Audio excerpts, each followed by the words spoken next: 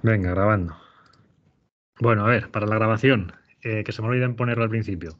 Estamos con la teoría, nada más al principio, definición de ángulo, definición de congruencia de ángulos. Seguimos.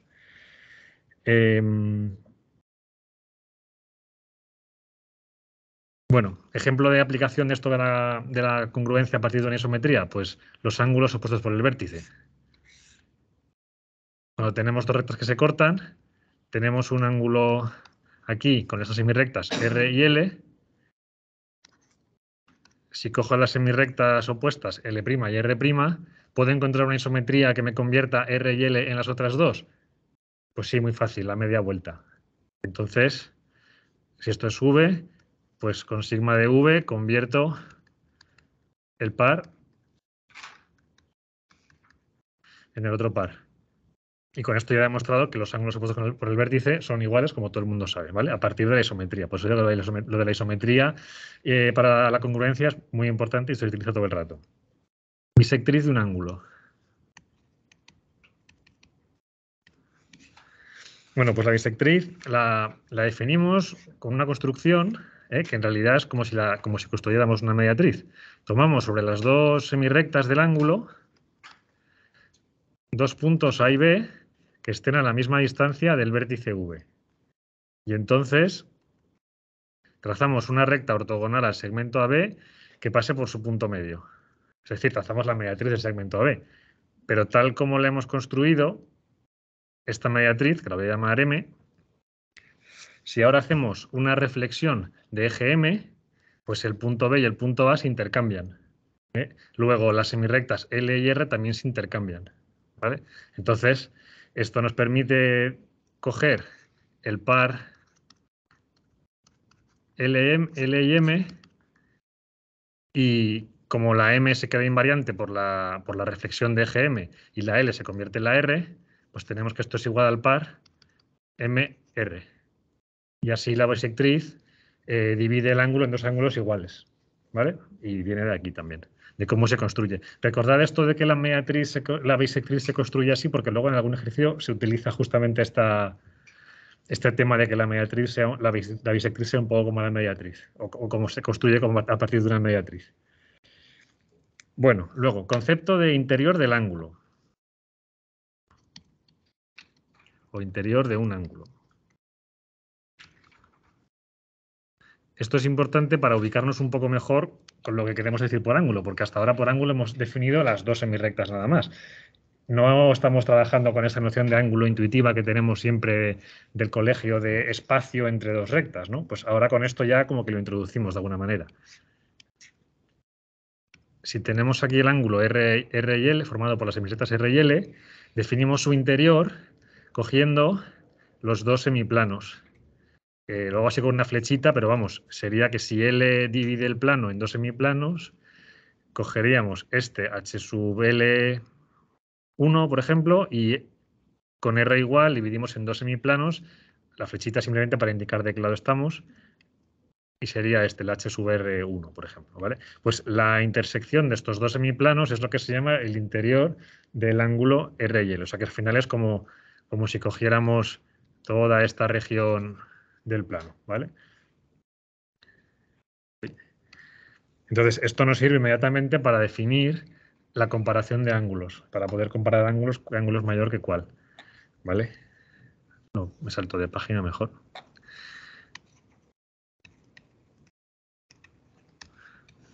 Para comparar ángulos, ¿vale? Vamos a decir que el ángulo A y B es menor. Aquí se hace un menor que es un poquito así curvado, ¿vale? Para indicar que estamos hablando de ángulos. Menor que otro ángulo CD, ¿vale? Si el AB es así y el CD es así, por ejemplo, pues tenemos que encontrar una isometría que haga que G de la semirrecta, que G de A sea igual a C, o sea, que me transforme la semirrecta A en la semirrecta C y que me mande la semirrecta B al interior de este ángulo CD. La semirrecta G de B caería por aquí. Interior de CD. ¿Vale? Entonces aquí la recta A se convierte en la C y la B, si me cae dentro de la C y la D, pues lógicamente estoy como superponiendo los ángulos y veo que la B era más pequeño porque me cabe dentro del otro, ¿vale? Muy intuitivo. Bien, bueno, un par de cosillas más y pasamos a los ejercicios. A ver, suma de ángulos. Bueno, de la suma, solo un detallito, la suma es también muy intuitiva, pero fijaos que para la suma partimos en principio de un ángulo, o sea, no es que partamos de dos ángulos cualesquiera y los sumamos, sino que partimos de esta construcción. Cogemos un ángulo, dibujamos otra semirrecta que esté en su interior y a partir de aquí como que descomponemos. O sea, podemos decir que el ángulo AC es igual a la suma del AB más el BC. ¿Vale? Eso tiene una consecuencia y es que como para sumar ángulos partimos de un ángulo y hasta ahora solamente hemos definido ángulos entre el nulo y el llano, en este libro no se tratan ángulos mayores de 180 grados o mayores que el llano, entonces no podríamos sumar, por ejemplo, dos ángulos obtusos. No podríamos sumar este más este, porque la configuración de partida no nos vale. O sea, la configuración de partida sería coger un ángulo y dentro de ese ángulo sumar dos que nos quepan dentro del ángulo llano, por así decir, ¿vale? O sea, que cuando en el libro ves a veces dos ángulos que se puedan sumar, pues se refiere a esto.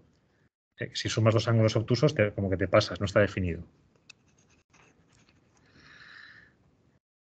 Vale. Bueno, pues con esto de la suma de ángulos y con otra cosilla ya podemos llegar al famoso teorema de la suma de los ángulos de un triángulo. Entonces, para eso antes hay que definir los ángulos alternos internos.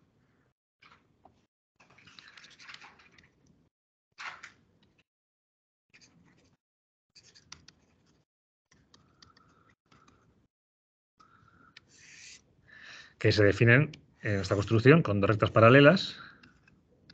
¿Vale? A y B son paralelas. Tenemos una recta C que las corta. Y entonces, los ángulos que se forman con la recta C y con las rectas B y A, que estén esos ángulos en lados, en semiplanos opuestos de la recta C, esa es la clave, pues se llaman alternos internos, ¿vale? Así de sencillo, o sea que A y B son alternos internos. Y ahora el teorema fundamental de esto es que los ángulos alternos internos son congruentes. Y eso, para demostrarlo, pues se hace de nuevo con una isometría, como antes. Entonces, si encontramos una isometría que me lleve el ángulo A al ángulo B, pues ya habríamos demostrado que son congruentes. ¿Qué isometría nos hace esto? Pues una isometría, una media vuelta de centro M. Así, ¿veis? Porque si cojo y giro esta figura así, 180 grados, pues me caigo en el ángulo B. Un detallito respecto a esto que es importante, que luego en los ejercicios puede aparecer, es que, claro, está claro que a través de la media vuelta de centro M, el A se convierte en B, porque B es el punto medio de A y B, del segmento AB, y como además la media vuelta transforma las rectas en rectas paralelas a ella, pues podemos decir que la imagen de la recta A va a ser paralela a la recta A. Por tanto, si la imagen de la recta A va a tener que pasar por B, porque la imagen del punto A es el punto B, y además es paralela, pues evidentemente la imagen de la recta A es la recta B. ¿Vale? Esto, hasta aquí bien, esto es lo que estamos acostumbrados a hacer. Pero aquí con los ángulos se añade un detallito más, y es que los ángulos se definen con las semirectas, no con las rectas. Entonces hay que demostrar, además, que no solamente que la recta A me va a caer en la recta B, sino que además la semirrecta A me va a caer en la semirrecta esta de aquí. ¿Vale? Si estas la llamo B1 y B2, y esta la llamo, pues no sé, A2 y A1 por mantener la simetría segura, pues aquí el ángulo que me interesaría sería el que forma la semirrecta correspondiente de C a partir del punto A con la semirrecta A2. Y yo quiero que la A2 se convierta en la B1. Entonces, esto de nuevo hay que acudir a propiedades de la isometría. En este caso es fácil porque podemos tomar por sentado que la media vuelta intercambia los semiplanos. Entonces, en este caso, si nos fijamos en la recta C, como el centro de la media vuelta está en la recta C, pues esa media vuelta va a intercambiar los dos semiplanos definidos por la recta C. Con lo cual eso me garantiza que la recta A2, que pertenece a este semiplano, ahora va a pasar a este otro. Con lo cual va a coincidir justamente con la semirrecta B1. ¿Vale? O sea que esto también hay que decirlo para garantizar que la demostración está bien. Este detallito en algún ejercicio tiene su importancia. Así que recordad lo de las semirrectas. Bueno, y ya por fin llegamos al famoso teorema de la suma de ángulos de un triángulo.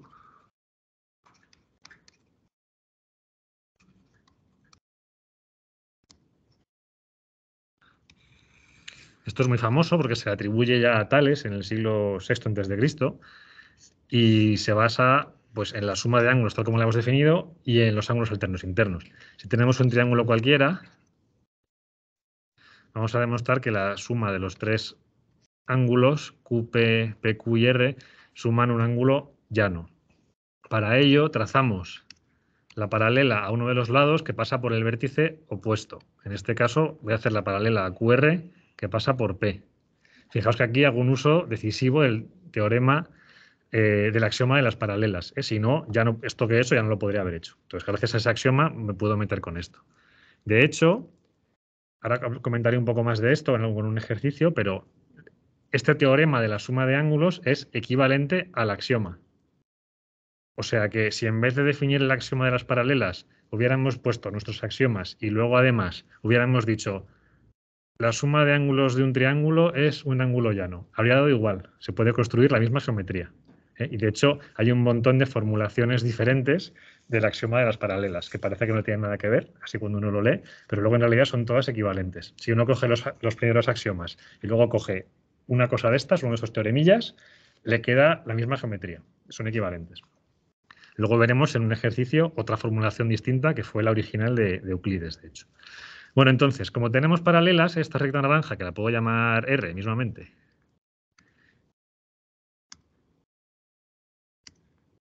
como es paralela a la recta que contiene a Q y R, pues estos ángulos son alternos internos. Este de aquí, Q' es congruente con Q, y este de aquí, R' congruente con R. Como aquí claramente Q' más P más R suman un ángulo llano, por la construcción, y como cada uno de esos ángulos es congruente a Q, P y R, pues Q, P y R también suman un ángulo llano. ¿Vale? Así de sencillo. Bueno, pues con esto ya me dejo lo del ángulo de rotación para después y pasamos a hacer algún ejercicio.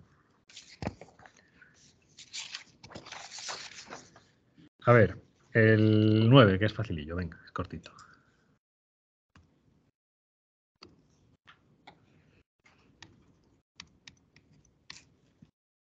Venga, aquí me dan una figura como esta. Uy, qué recta más torcida. Con un ángulo V aquí, formado por las semirrectas A y B, y luego otro punto W aquí en el interior del ángulo AB, con dos semirrectas ortogonales a las semirrectas del ángulo A y B. O sea, esto es ortogonal, esto se llama C, esto D, y el vértice es W. Entonces hay que demostrar que la suma de los ángulos AB y CD es congruente a un ángulo llano. Esto es lo que hay que demostrar.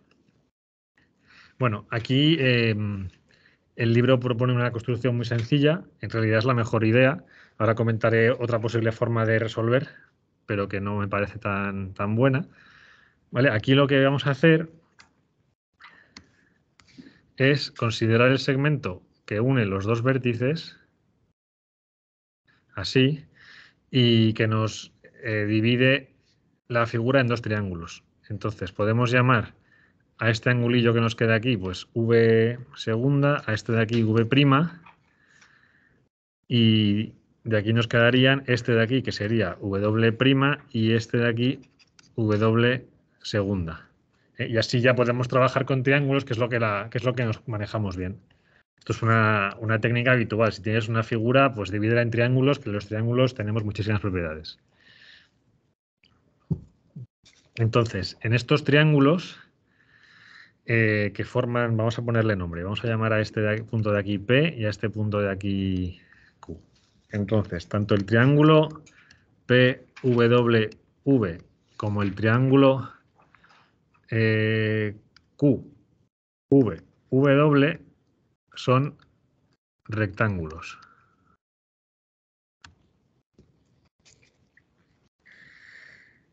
Entonces, como son rectángulos, en el libro justo hay un ejercicio anterior, muy sencillito, que demuestra que los dos ángulos de un triángulo rectángulo que no son el ángulo recto, entre ellos dos suman un ángulo recto, lógicamente. Entonces, utilizando esa propiedad, que la podemos tomar como una propiedad ya, porque ya está demostrada en el ejercicio y es muy sencilla y ya está, pues podemos decir que entonces V' más W' es congruente a un ángulo recto. Y lo mismo podemos decir de V segunda más W segunda.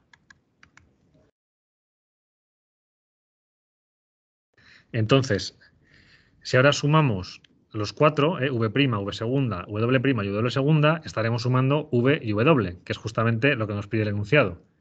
¿Vale? Así que hacemos eso, V' más V segunda más W' más W segunda, y esto es lo mismo que sumar V más W, y estamos sumando dos ángulos rectos, por tanto esto es congruente a un ángulo llano. Que es una forma muy sencilla de resolver. Otra construcción que se me ocurrió a mí, esto ya está, ¿vale? Pero otra construcción posible, yo pensé, bueno, pues a lo mejor podremos aplicar el hecho de que para que los dos ángulos sean congruentes, pues existe una isometría que convierte uno en otro, ¿no? Entonces yo pensé, vale, pues si consigo, de alguna manera, voy a dibujarlo otra vez para no enguardinar la figura.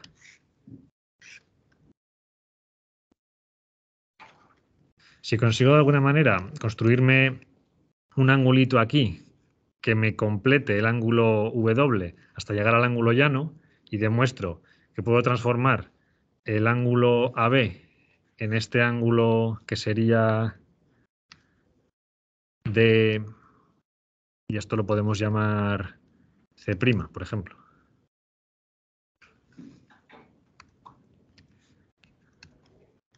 O sea, si encuentro una isometría que me transformara el par de rectas AB en el par de rectas C'D, pues ya tendríamos que el ángulo AB completa el ángulo CD hasta llegar a uno llano, ¿vale? Entonces, a la hora de construir esa isometría, pues es fácil de imaginarse una, ¿no? Por ejemplo, podríamos hacer una rotación de un ángulo recto en este sentido para girar el ángulo AB así, y esto sería como A'B', por ejemplo, y luego una traslación que me lleve ese ángulo desde V hasta W. ¿Vale? Esto se puede definir y no es difícil demostrar que si cojo una rotación que me convierta la recta A en la recta A', que es ortogonal, esa traslación, como las es una rotación, perdón, sí, esa rotación, como las isometrías conservan la ortogonalidad, también transformaría la recta B en una recta ortogonal, que sería esta, la B'. Con lo cual esto a priori pues podría funcionar. Y luego la traslación, como la traslación mantiene las rectas, nos las convierte en rectas paralelas, pues está claro que este angulillo me lo convertiría en este de aquí. El problema de esta forma de trabajar, de nuevo, es lo que dije antes, que aunque es fácil demostrar todo esto con rectas, con las semirrectas te complicas la vida, ¿vale? Porque si bien yo puedo decir, venga, cojo una rotación que me convierta A en A'. Ahora, para demostrar que la recta B se convierte en la recta B', no tengo problema, pero para demostrar que la semirrecta B se convierte en la semirrecta B', ahí es más complicado. Y ahí te complicas la vida ya, ¿vale? Por eso es mejor hacerlo en este caso de la otra manera. Además que, bueno, como el ejercicio es poco explícito, creo recordar en su enunciado, quizá si tuvieras el ángulo AB obtuso, incluso la figura te quedaría distinta, habría que distinguir casos, ¿no? Pero bueno, obviando eso, incluso con esta misma figura ya tienes que tener en cuenta ese detallito. O sea que ojo con eso, porque te puede hacer pinchar en un ejercicio. Bueno, siguiente ejercicio. El 4.10, el que se llama el axioma 5 de Euclides. Como os decía, hay muchas formas de expresar el axioma de las paralelas. Y el famoso postulado 5 de Euclides, que tanta guerra ha dado a la historia de las matemáticas, si esto no os suena todavía, pues os sonará. De hecho, en la asignatura ya comentaremos algo más adelante. Bueno, quizá conmigo no lleguéis, pero en el libro está. Resulta que los 4 primeros postulados de Euclides estaban más o menos claros, pero el quinto no se tenía claro si no se podría a lo mejor deducir de los otros 4. Por eso, a lo largo de la historia se le dieron muchísimas vueltas. Bueno, el caso es que Euclides, en la redacción que él usó en su libro, no escribió el axioma de las paralelas como tal, sino que escribió exactamente este ejercicio, el enunciado de este ejercicio, que es una cosa un poco enrevesada, pero es como él lo escribió. Y luego enseguida ya los antiguos se dieron cuenta de que es un equivalente a lo de las paralelas y, como os digo, a un montón de cosas más. De hecho, en Wikipedia tenéis una página que se llama exactamente así, quinto postulado de Euclides, y tenéis un montón de formulaciones que sirven igual, equivalentes. Bueno, en todo caso, el ejercicio como tal es interesante, aparte de todo esto, por el uso que hace de los semiplanos y demás, por eso lo vamos a hacer. Entonces, tenemos una figura así, con 2 rectas. Esta es la recta B. Esta es una recta A. Hay una recta R por aquí que corta las dos. Y considero estos 2 ángulos. Este y este. La construcción exige que cojo 2 ángulos que están en el mismo semiplano de los 2 que definen la recta R, ¿vale? Al contrario de como cogíamos los ángulos alternos internos.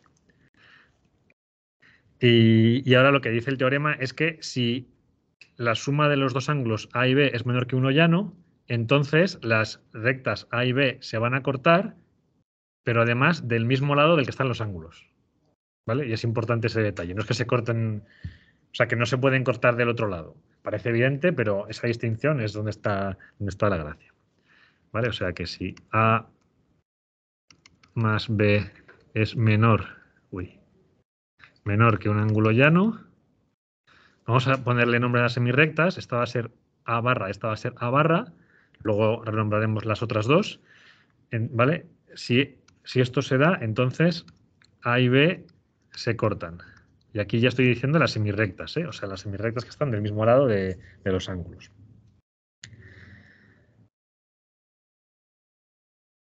Bueno, entonces, fijaos que hasta ahora ni siquiera hemos asumido que las rectas A y B se vayan a cortar. Por el dibujo parece evidente que sí, pero habrá que demostrarlo también, ¿vale? Entonces, como tiene toda la pinta, lógicamente, de que A y B no van a ser paralelas, vamos, de hecho, si se van a cortar no pueden serlo. Pues vamos a trazar la paralela S a la recta B.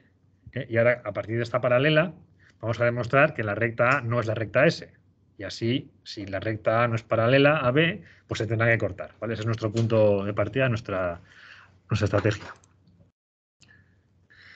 A ver, bueno, la recta S, vamos a pintar aquí sus ángulos, define aquí con R un ángulo. Vamos a llamarle a este B', porque este sí que es el alterno interno de B. Luego, este B' y el B son congruentes, ¿vale? Y luego la recta S define con R el otro ángulo, que será este de aquí, grande. Lo voy a llamar A con una olita encima, como en el libro, para mantener la notación. Y entonces tenemos que como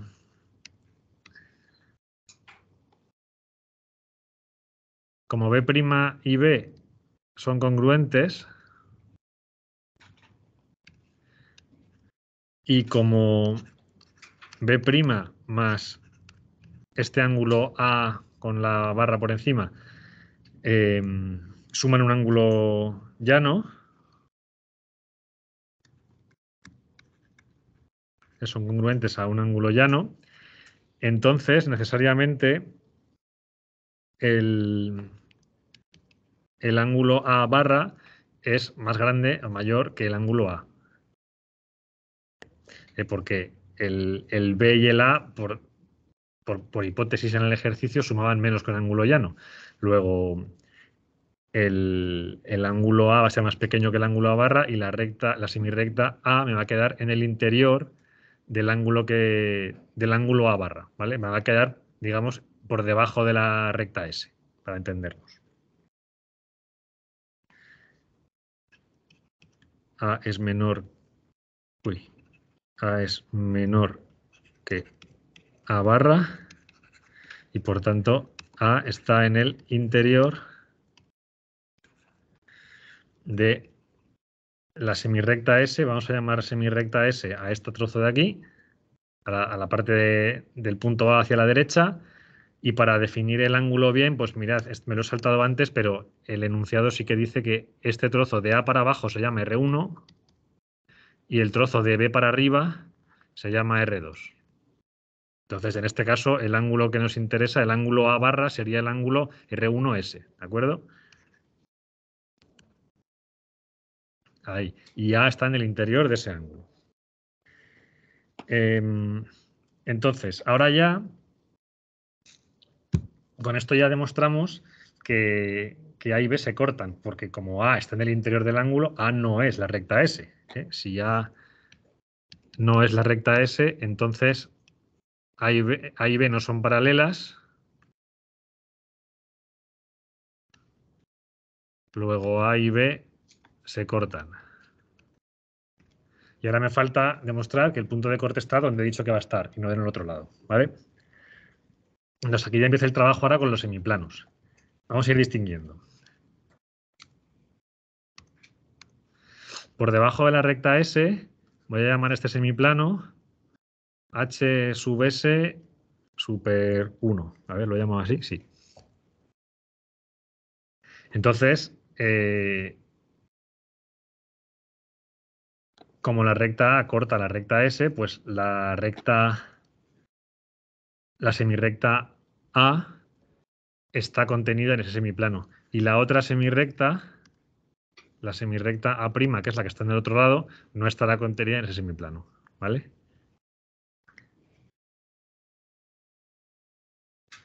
Vamos a decirlo. La semirrecta está contenida en el semiplano A sub S super 1 y la otra semirrecta está contenida en el otro, que será el HS2. Vale, resulta que además, si ves la figura, la recta B entera va a estar contenida en el HS1. Luego, como la semirrecta A' está en el HS2 y la recta B está en el HS1, pues no se pueden cortar. O sea que, como B está contenido en HS1,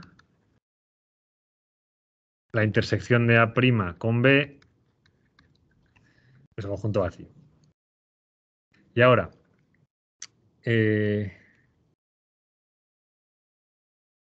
nos fijamos, o sea, esto significa que el corte va a estar en la semirrecta A con algún sitio de la recta B. Entonces, de nuevo, vamos a intentar cortar el dibujo de manera que nos quede la parte que nos gusta. Vamos a fijarnos ahora en los semiplanos que define la recta R. La recta R definirá por aquí a un semiplano H sub R1 y por aquí a un semiplano H sub R2.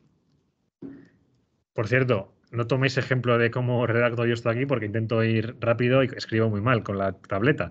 En un examen no hagáis esto todo en Word en el dibujo, lo definís como se hace en el libro muchas veces. Defino el semiplano como el semiplano de la recta R que contiene a tal cosa. Y así ya queda claro cuál es, pero lo habéis definido propiamente y no habéis hecho un dibujillo y ya está. Bueno, pues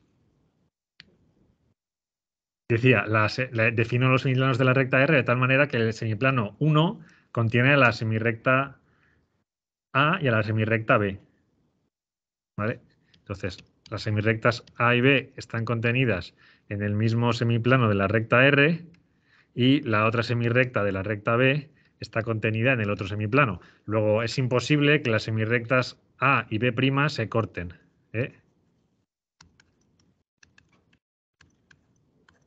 Por tanto, la intersección, que sí que ya hemos visto que tiene que existir, estará en A y B las semirrectas. ¿Vale? Y así, con ese trabajo con los semiplanos, hemos conseguido llevar el problema a la parte que nos interesa. Bueno, tenemos hasta -4, ¿verdad? Vale, bien. Bueno, podemos hacer también el ejercicio 13, antes de pasar a las rotaciones.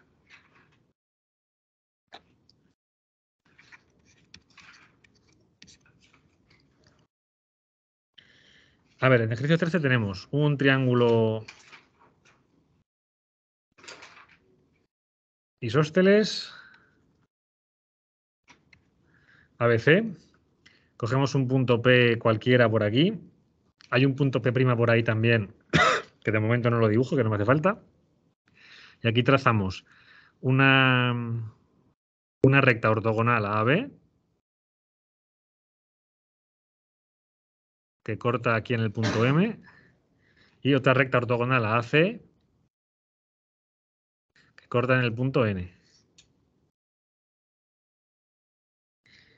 Y luego trazamos una recta ortogonal a AB que pasa por C. Y este punto es el H. Bien. El triángulo ABC, como he dicho, es isósceles, ¿eh?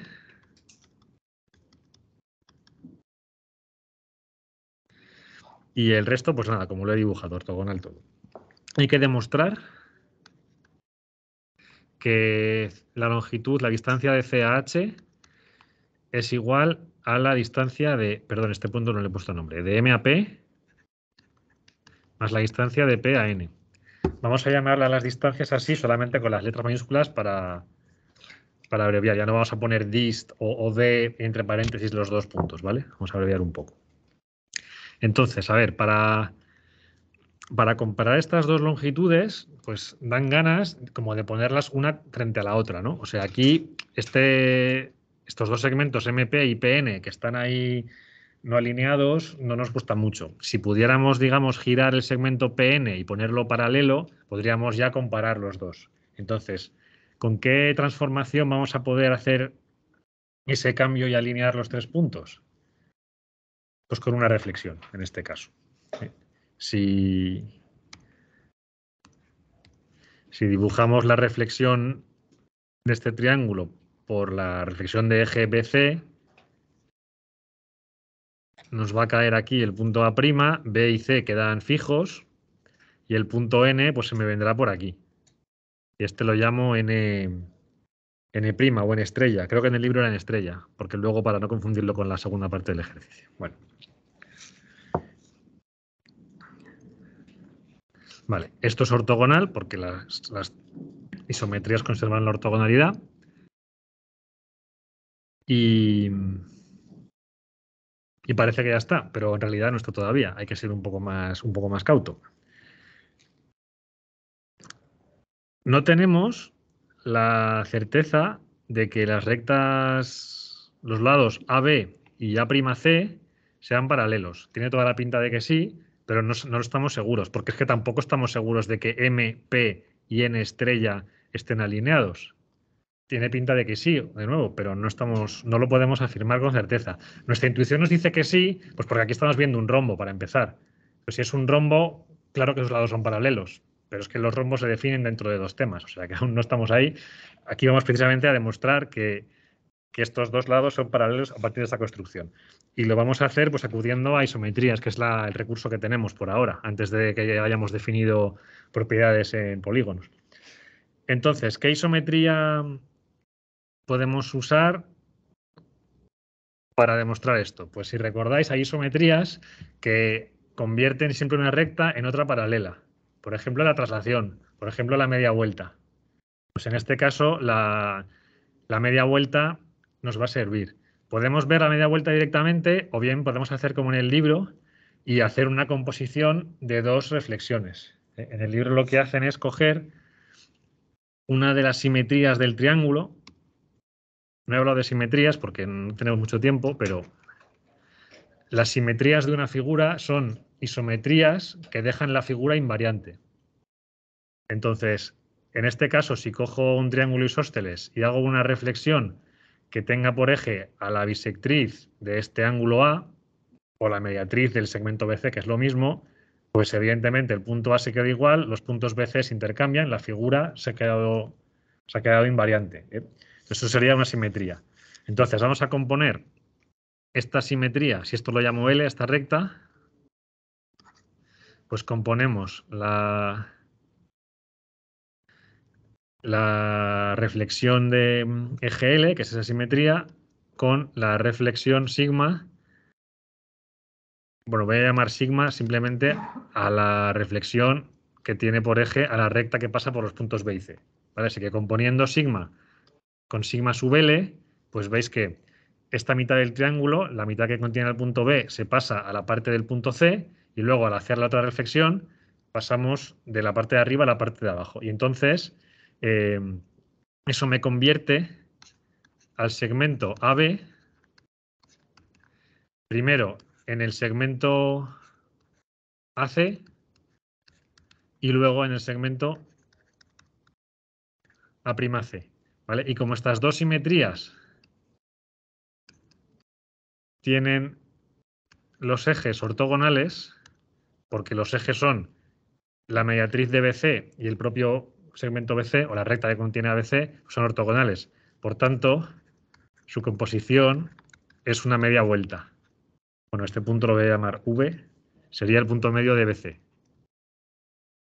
¿Vale? Y como es una media vuelta, entonces la media vuelta de la recta AB me da una recta paralela a la recta AB. Y así, ahora sí estamos seguros de que la recta A que pasa por C y A' es paralela a la recta que pasa por A y por B. Pero solo ahora estamos seguros, antes no estábamos seguros.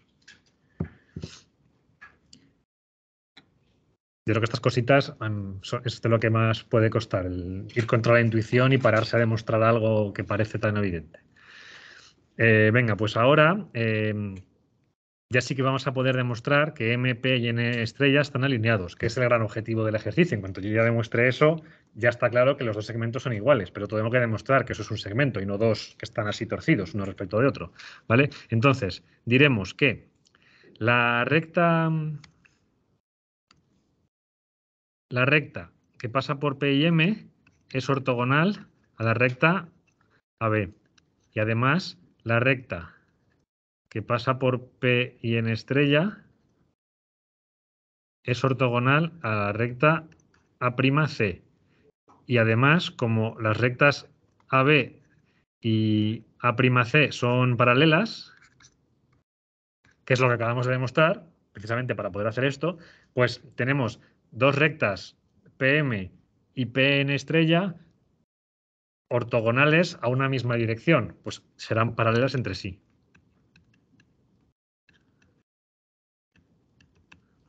Y como además tienen el punto P en común, pues son dos rectas paralelas y que pasan por el mismo punto, pues son la misma, ¿vale? Por tanto, M, P y N estrella están alineados. Y que estén alineados precisamente, si recordáis la definición de alineamiento, pues era la suma de distancias del tema 1 esto.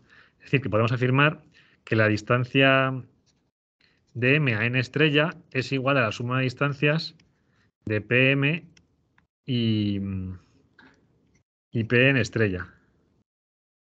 Esto era la definición de alineamiento, para eso lo necesitábamos. Entonces, necesitamos esto porque lo que nosotros podemos comparar es CH con M en estrella, ¿vale? Y luego, a partir de eso, a partir de la igualdad entre CH y M en estrella, como N en estrella se puede descomponer en esa suma, tenemos lo que dice el enunciado, ¿vale? Esto de aquí.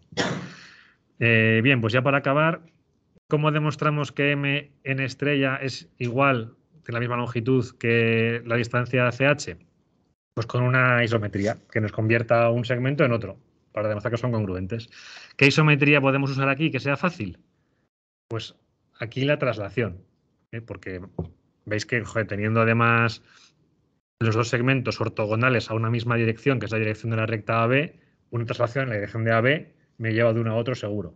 De hecho, esta configuración, así en rectángulo, es la misma que un ejercicio del tema anterior, que os lo puse en vídeo, creo que era el 11, que que se partía de 4 rectas así, ortogonales, todas, paralelas entre ellas, 2 a 2, y demostrábamos que esta distancia, creo que era LT, es igual a L'T'.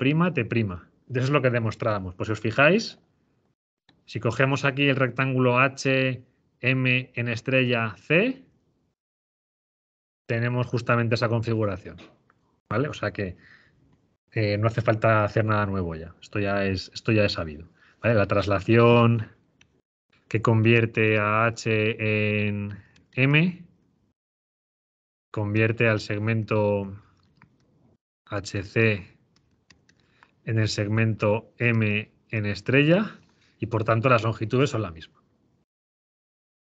Muy bien. Apartado B es muy tonto porque nos dicen que demostremos con la misma construcción para un punto P, cogiendo otro punto P' cualquiera, que demostremos que esta suma MP más Pn sea igual a M'P' más P'N'. Pues evidentemente son iguales porque es que todas estas descomposiciones de segmentos así son todas iguales a HC.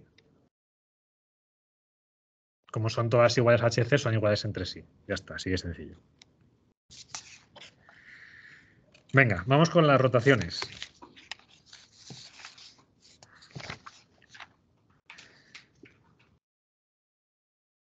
A ver, concepto de ángulo de una rotación.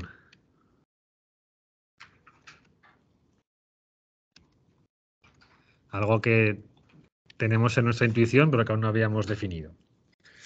Vale, pues si cogemos como dados el centro de rotación, un punto, P de momento, P, y la imagen de ese punto P por la rotación, ρ de P, se forman aquí dos semirrectas. A partir del centro de rotación y los dos puntos, os puedo llamar R y R', pues el ángulo de la rotación es precisamente, lo podemos llamar así, con el símbolo de ángulo delante del nombre de la rotación, es el ángulo que forman las dos semirrectas. ¿Vale? Definido así, este ángulo es no orientado, o sea, es el par de rectas no ordenado. ¿Vale? Podemos definir además que el ángulo sea orientado si cogemos un par ordenado de semirrectas. ¿Vale? Eso lo notaríamos así, con una flechita encima del símbolo del ángulo, y el par ordenado se hace con paréntesis.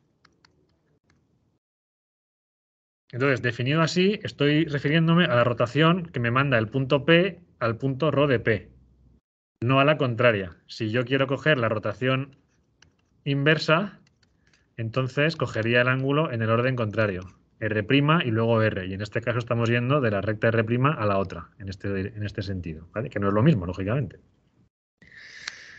Vale, bueno, esto es bastante intuitivo. Un detallito, y es que para decir que los ángulos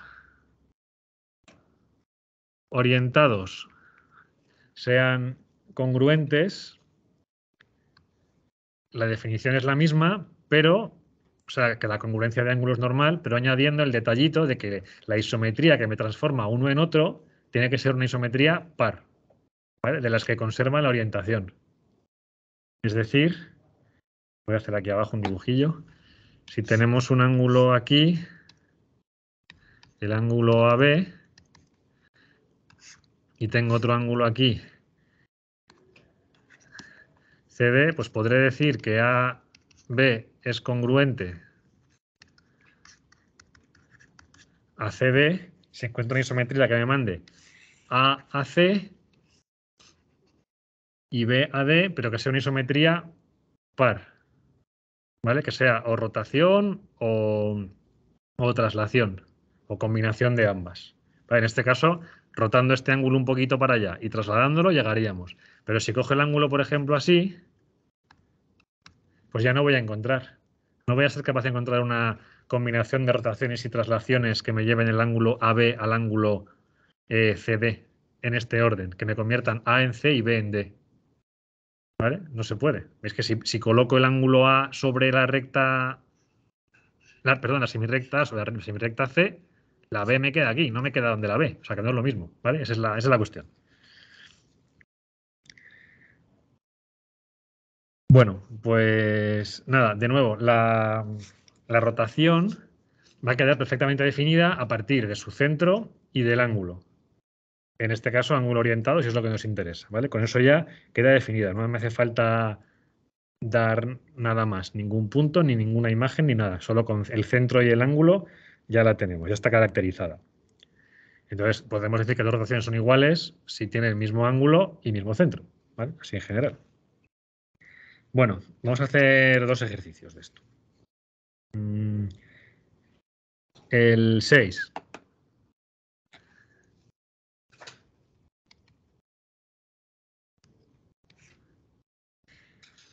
Aquí tenemos una rotación, un punto y su imagen por la rotación.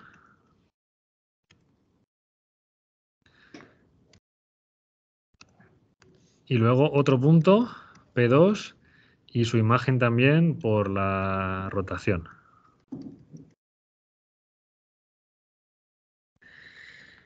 Y aquí, a ver que este enunciado no lo tengo copiado.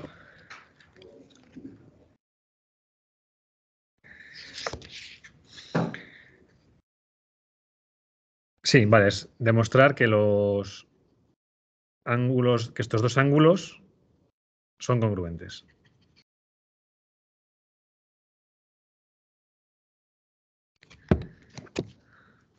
Sí, o sea, se plantea que trabajemos en estos dos triángulos, ¿vale? El triángulo T1, este es C, ¿vale? El centro de rotación, sería el triángulo formado por el centro, el punto y la imagen del punto. Y el triángulo T2 sería el triángulo formado por el centro, el otro punto y la imagen del otro punto. Y hay que demostrar que el ángulo C del triángulo T1, ¿vale? O sea, el ángulo formado por P1, C y ρ de P1 es congruente al ángulo del triángulo T2, al ángulo C del triángulo T2. Los que he pintado en negro, vaya. Entonces, bueno, como los ángulos se definen a partir de semirrectas, pues voy a poner nombre a las semirrectas. Esta va a llamarse R1, esta va a llamarse S1. Esta va a llamarse R2 y esta va a llamarse S2. Entonces es evidente que ρ de R1 es S1, porque S1 es la recta que pasa por el centro y por el punto ρ de P1. Y ρ de R2 es S2. Esto lo construyo yo así. Y ahora, para demostrar la congruencia entre los dos ángulos, pues habrá que de nuevo encontrar una isometría que me transforme uno en otro. ¿Vale? O sea que buscamos una isometría phi que convierta R1 en R2 y S1 en S2. Entonces, en este caso, phi vamos a tomarla como una rotación de centro C, porque parece lo más cómodo, ¿no? Para esa transformación parece que una rotación de centro C es la isometría que va a cumplir lo que queremos. Phi rotación de centro C que cumpla que phi de R1 sea igual a R2. Esto lo podemos elegir nosotros, porque está claro que existe esta rotación. Una rotación que tenga el ángulo que haga falta, con el centro en C, como las dos semirrectas R1 y R2 pasan por C, pues no hay problema. Es fácil, existe, seguro.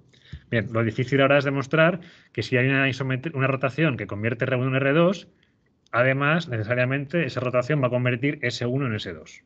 Eso es lo que nos da el trabajo ahora. Entonces, ¿cómo vamos a conseguir relacionar S1 y S2? Que es lo que queremos demostrar, que phi de S1 es igual a S2. La relación entre ambas viene del hecho de que ambas son imágenes de las rectas R1 y R2 y que R1 y R2 están relacionadas a través de la de la propia rotación phi. ¿Vale? Entonces, bueno, pues aquí se me ocurren dos formas de hacerlo. Una sería aplicar el hecho de que S1 y S2 sean imágenes por ρ de R1 y R2.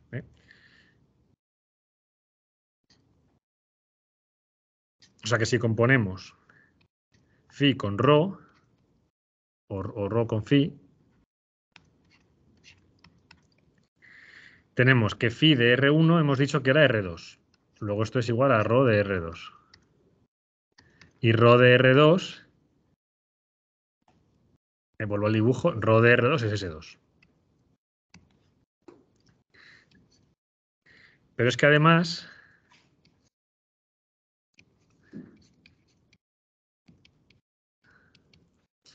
ρ de phi de R1 resulta que me permite conmutar la phi y la ρ, porque son rotaciones con el mismo centro. Esto es un ejercicio del tema anterior en el que se demuestra. No me acuerdo cuál era. El 2, el ejercicio, lo tengo apuntado aquí. Se demuestra ahí. Es una cosa muy intuitiva además. Yo lo hice en clase dibujándolo un poquillo. Entonces, si conmutamos, nos queda phi de ρ de R1. Entonces, como ρ de R1 es igual a S1, pues esto se convierte en phi de S1. Y entonces, ¿qué pasa? Pues que la misma cosa, ¿vale? Tanto esto como esto, que es la misma cosa, es ρ de phi de R1, nos ha dado S2 y phi de S1. Por tanto, phi de S1 es igual a S2.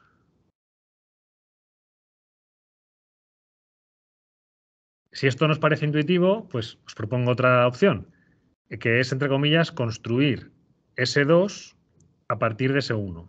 Entonces, fijaos, para pasar de S1 a S2 a partir de isometrías conocidas, pues ¿qué podríamos hacer? Mirad, pues de S1 pasar a R1. ¿Vale? Si aplico la inversa de ρ a S1, caigo en R1. Ahora, de R1 para pasar a S2, lo que voy a hacer primero es pasar de R1 a R2. ¿Cómo paso de R1 a R2? Pues con phi, que paso lo he definido así. Si aplico phi de R1 me da R2. Y luego si a R2 le aplico ρ otra vez, obtengo S2. ¿Vale? O sea que esto que he dicho lo puedo escribir. Otra forma de hacerlo sería coger y hacer primero la inversa de ρ de la recta S1. Esto me va a dar R1. Ahora aplico la rotación phi y esto me va a dar R2. Y ahora aplico otra vez la rotación ρ y esto me va a dar S2. Y como además, ¿vale? O sea que todo esto es igual a S2. Pero como además ρ, phi y la inversa de ρ conmutan, porque son todas rotaciones del mismo centro, pues puedo escribir esto así. Phi, ρ inversa de S1. Entonces, ρ y ρ inversa son la identidad, se cancelan y me queda que esto es igual a phi de S1. Así que veis otra vez lo mismo. La misma expresión me lleva a S2 o me lleva a phi de S1. Por tanto, phi de S1 es S2.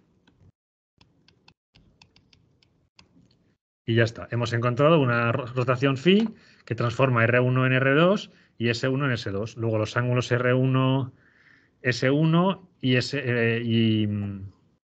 R2, S2 son congruentes. Que es lo que queríamos demostrar.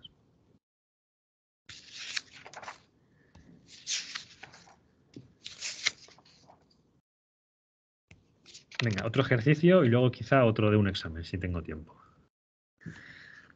Venga, ahora ejercicio 11. Me paso de página.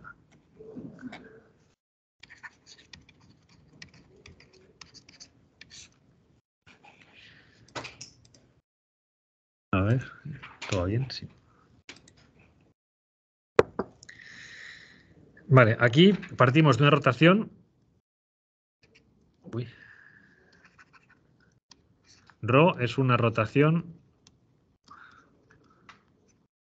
de centro C, tal que se puede descomponer Rho en dos reflexiones. Sabéis que esto siempre se puede hacer. tomando como ejes las rectas A y B que pasan por el punto C. Pues tal que así. No sé cuáles son A y B, pero pasan por el punto C. Este es C. Vale, ahora tomamos la recta C, la voy a hacer en rojo, ortogonal a A, pasando por C. Y esta recta C me sirve únicamente para definir las dos semirrectas A y B. O sea, básicamente me dicen traza la recta C y ahora sean las semirrectas A y B las dos semirrectas que me quedan del mismo lado de los dos semiplanos que define la recta C. La recta C no sirve para nada más, solamente sirve para asegurarme de que el ángulo AB va a ser un ángulo agudo. Porque si cogemos la recta C ortogonal a A, el ángulo A y C es un ángulo recto y necesariamente la semirrecta B va a estar en el interior. Por tanto, el ángulo AB va a ser menor que un recto, va a ser agudo. ¿Vale? Y esto es necesario en el ejercicio porque al final yo quiero demostrar que el ángulo de la rotación es igual a 2 veces el ángulo AB. Pero si el ángulo AB pudiera ser mayor que un recto, estaríamos cayendo en ángulos mayores que un llano, lo cual es imposible. O sea que lo acotamos así para no salirnos de lo que hemos definido. Bueno, caso 1. Vale, perdón, escribo. Lo que he dicho lo escribo. Hay que demostrar que el ángulo de la rotación ρ es congruente al ángulo o 2 veces el ángulo AB. Y en caso 1, las rectas A y B no son ortogonales.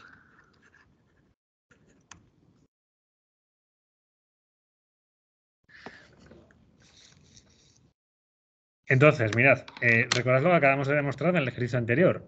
En el ejercicio anterior hemos cogido dos puntos cualesquiera, sus imágenes, y hemos demostrado que los ángulos que formaban son siempre el mismo. ¿Vale? O sea que en una rotación el ángulo que forma cualquier elemento y su imagen es siempre el mismo. Por tanto, cuando yo quiero calcular el ángulo de una rotación, me cojo cualquier elemento de la rotación, veo qué ángulo forma con su imagen y ese ángulo es. ¿Vale? Así de claro. Igual que en la traslación, si quieres saber cuál es el vector asociado a la traslación, como el vector es el mismo para cualquier punto, te coges un punto y su imagen y ese es el vector. Y da igual qué punto cojas. Pues aquí igual, pero con el ángulo. Entonces, tomamos... ¿Está sonando algo? Sí, no. Ah, sí, sí, alguien que quería entrar. Vale. Admitir. Vale. Pues tomamos un elemento cualquiera y calculamos su imagen por la rotación. Vamos a tomar algo que se nos simplifique los cálculos. Pues tomamos la semirrecta A y vamos a calcular ρ de la semirrecta A. Y el ángulo buscado será el ángulo que formen la semirrecta A y su imagen. ¿Vale? Porque me da igual qué elemento coger. Entonces, ese cálculo lo hacemos aprovechando la descomposición de la rotación. Rho de A semirrecta A será sigma B de sigma A de la semirrecta A.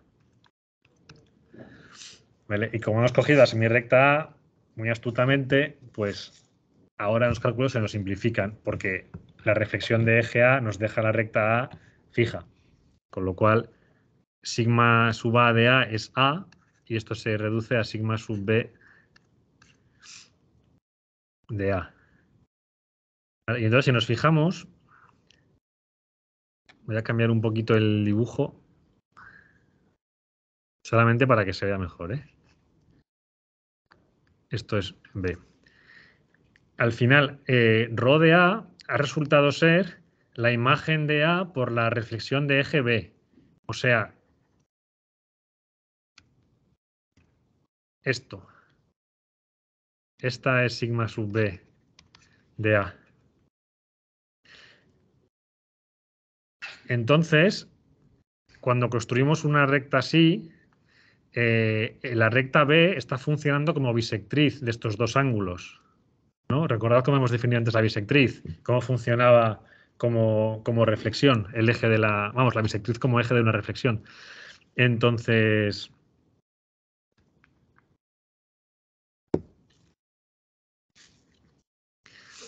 por la construcción, ¿vale? Porque ρ de A es igual a sigma sub B de A, podemos decir que B es la bisectriz del ángulo este que forma A con ρ de A. O bueno, voy a poner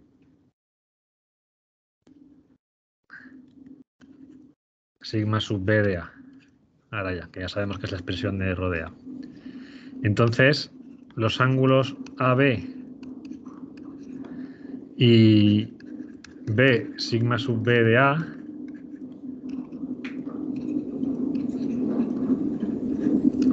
son congruentes.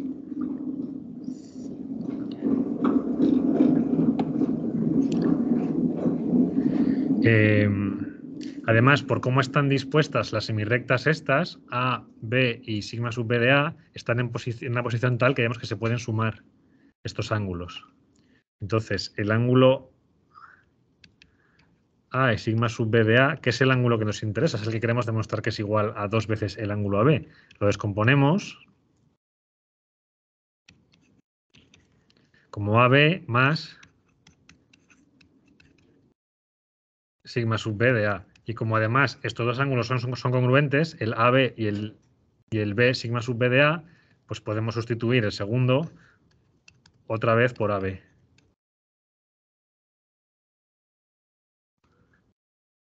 ¿Vale? Este de aquí lo sustituyo por el AB porque son congruentes. Y ya hemos llegado a que el ángulo A ρ de A, que es igual al ángulo A sigma sub B de A, pues se descompone así y es 2 veces el ángulo AB. Estoy dando cuenta que se me está todo el rato olvidando poner el simbolito del ángulo delante de las llaves, pero es que son muchos simbolitos y se escribe muy mal con esto, ¿vale? Perdonadme, se pone el simbolito. Nada, caso 2, si son ortogonales,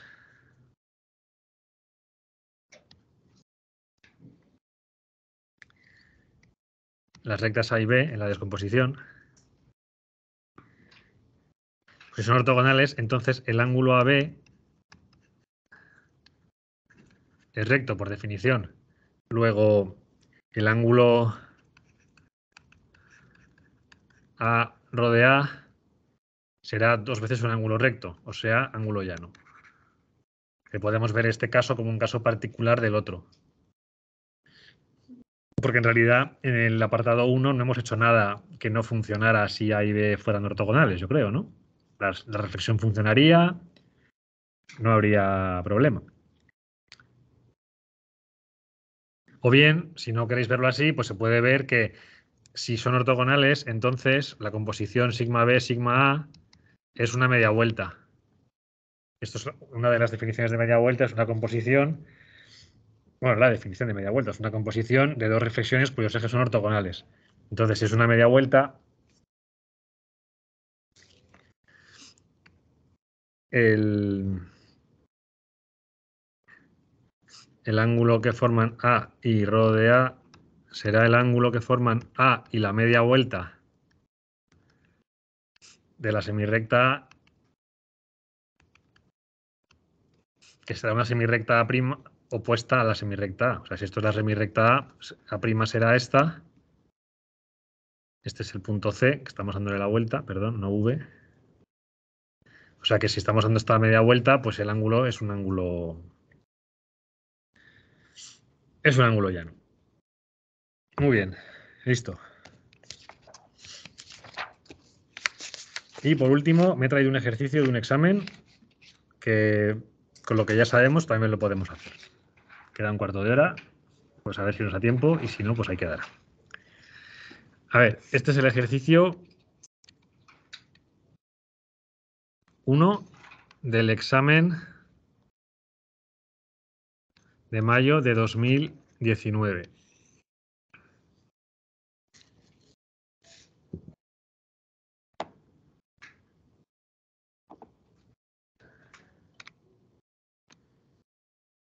tengo el enunciado aquí, bueno, lo leo. Voy a hacer la figura mejor.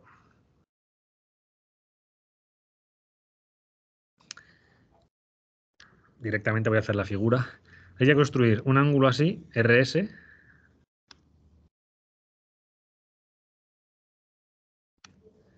De vértice V. Vamos a coger un punto cualquiera de la recta R, que lo llamamos Q. Vamos a coger una recta perpendicular o ortogonal a la recta S. Y el punto de intersección lo llamamos pi de Q. Es como si dijéramos la proyección del punto Q sobre la recta S. Cogemos un punto P cualquiera del interior del ángulo RS. Calculamos su imagen por la reflexión de eje R. Sigma de P o sigma sub R de P. Y ahora hacemos otra vez lo mismo, cambio de color para distinguir un poco mejor. Una perpendicular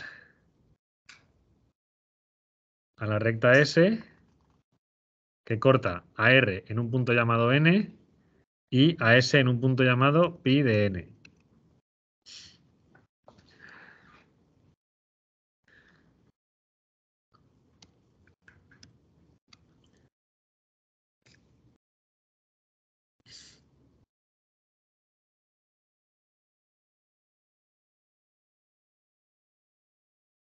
Y un detallito más, nos dicen que el ángulo RS tiene que ser menor que pi cuartos o menor que la mitad de un ángulo recto.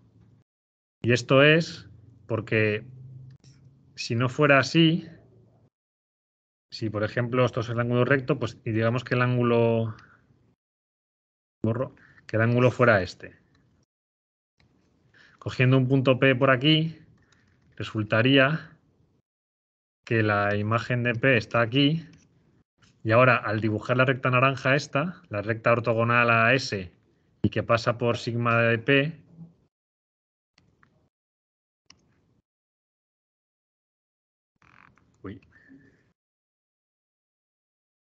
pues nos iríamos al corte aquí abajo. Y entonces el orden de los puntos sigma de P, N y pi de N estaría al revés. ¿Vale? Veis que el N que me queda debajo del pi de N. Y esto entonces ya hace que no se cumpla la relación que me dará el ejercicio, que ahora la vais a ver. ¿Vale? O sea que la importancia de ese detallito es simplemente esto, que la figura nos quede como queremos que quede. No tiene más misterio. Aunque sí que hay que mencionarlo luego en el apartado que corresponda. Ahora veremos cuál, no me acuerdo. Bueno, apartado A. Hay que demostrar que sigma R de P, pi de Q, estos son distancias, ¿vale? Como esto es un punto, esto es otro punto. La notación es un poco aparatosa, pero es lo que hay. La longitud del segmento sigma R de P, pi de Q, es menor o igual que la suma de las medidas de sigma R de P, Q más Q, pi de Q. ¿Vale? Lo localizáis en el dibujo. Sigma R de P, pi de Q, hasta ahí, es menor que sigma R de P hasta Q y luego de Q a pi de Q. Bueno, pues esto es inmediatamente cierto porque esto es directamente la desigualdad triangular.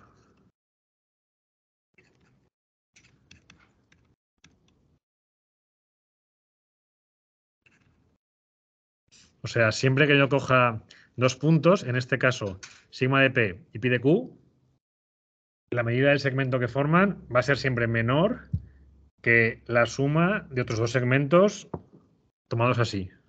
Desde sigma de P a un punto cualquiera Q y luego desde ese punto cualquiera Q a pi de Q. ¿Vale? Esta descomposición, por así decir, es la desigualdad triangular, se cumple necesariamente siempre. O sea que esto es verdad, no hay más que hacer. Apartado B.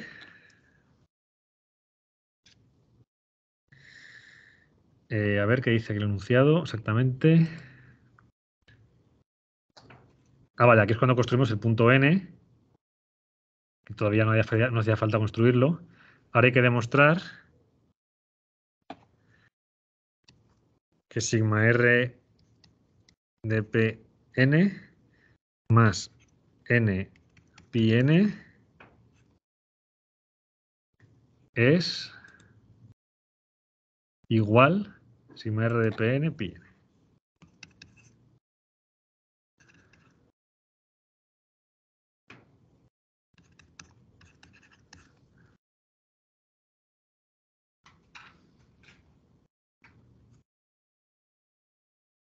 O sea que la suma del trocito este más el trocito este es igual a la distancia de sigma de P hasta pi de n, ¿vale? Parece lógico, pero hay que demostrarlo.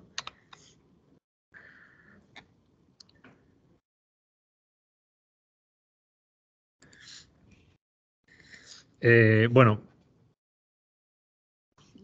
por cómo hemos construido esta recta, hemos trazado la recta ortogonal a S, de manera que cortara a R en el punto N y a S en el punto pi de N. Entonces, los dos segmentos sigma de P hasta N y N hasta pi de N, como son ortogonales o pertenecen a la misma recta o son ortogonales ambos a la recta S, son paralelos. Y como comparten el punto N, entonces los puntos están alineados. Esto es como lo que hemos hecho antes, muy sencillo. Aquí es donde entra, ya terminamos, la sutileza de lo que he dibujado aquí a la derecha, de que el ángulo sea menor que pi cuartos. ¿Vale? No basta con decir que estén alineados y ya está. Están alineados y, por tanto, de alguna manera habrá una suma de distancias que se cumpla. Pero para demostrar que es la que nosotros queremos, tenemos que demostrar que el n está entre los otros dos y no al revés. Porque veis que si la figura fuera la de la derecha, esto no sería cierto. Entonces, hay que demostrar que para el caso en el que estamos, que es el del ángulo RS menor que pi cuartos, se cumple que el n está entre los dos. Y si el n está entre los dos, entonces desde el sigma p hasta el n más el n al pi n, la suma es igual al sigma p hasta el pi n. ¿Vale? Ese es el matiz que había que tener en cuenta aquí. Entonces, esto lo podemos trabajar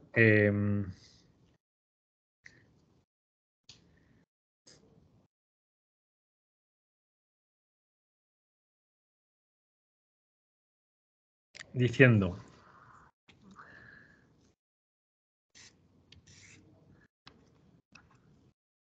esto va a ser la ortogonal, que como el RS es menor que la mitad de un recto, entonces bueno, podríamos decir que sencillamente la imagen de la recta S por la reflexión de GR nos caería todavía, entre comillas, dentro del primer cuadrante, ¿vale? O sea que la suma de estos dos seguiría siendo un ángulo menor que el ángulo recto. De manera que todo punto de P del interior del ángulo RS me cae en el interior en este otro ángulo. O sea, en el primer cuadrante, digamos, ¿vale? Y entonces así sí garantizamos que al hacer la recta esta ortogonal a S que pase por la imagen del punto P, vamos a cortar primero la recta R y luego a la recta S, ¿vale? Porque la recta R está en el interior del ángulo S sigma R de S, ¿vale? Entonces, cualquier recta dentro de este ángulo primero corta R y luego ya corta a la semirrecta que define el ángulo. Pues con esta pequeña reflexión sí que demuestras que el n va a estar entre los dos. Y en cuanto demuestras que está entre los dos, pues ahora ya sí que la suma de distancias se cumple. Bueno, como son ya menos 20 pasadas, vamos a recoger, no sé que nos echen después. El ejercicio está resuelto en internet. Quería comentar el matiz este. Y bueno, lo que queda no es muy complicado. Si lo leéis, yo creo que lo entenderéis sin problema. Bueno, pues nada, hasta la semana que viene todavía tenemos una clase más y luego ya otra después de Semana Santa. Bueno, ¿algo que comentar? ¿Los de casa?